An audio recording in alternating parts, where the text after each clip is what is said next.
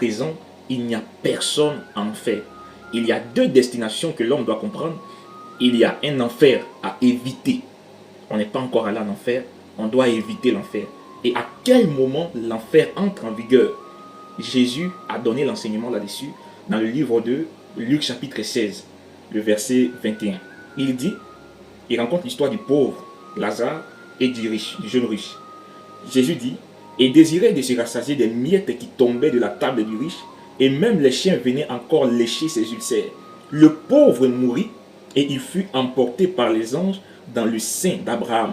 Le riche mourut aussi, et il fut enseveli.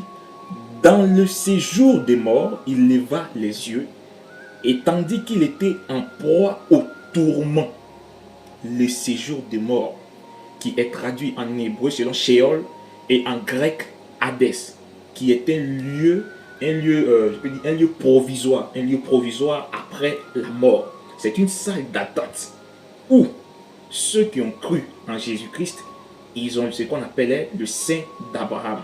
Et il y a aussi ceux-là qui n'ont pas cru, qui vont dans ce qu'on appelle le séjour des morts.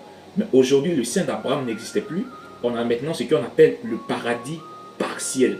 Le paradis partiel qui est le lieu de repos où vont tous ceux qui meurent maintenant dans le Seigneur. C'est ce que le livre de Apocalypse chapitre 14, le verset 11 nous dit.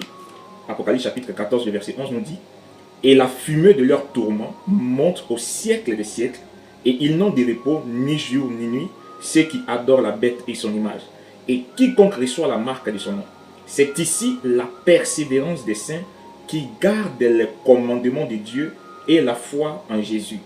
Et j'ai entendu du ciel une voix qui disait, écrit, heureux dès à présent les morts qui meurent dans le Seigneur.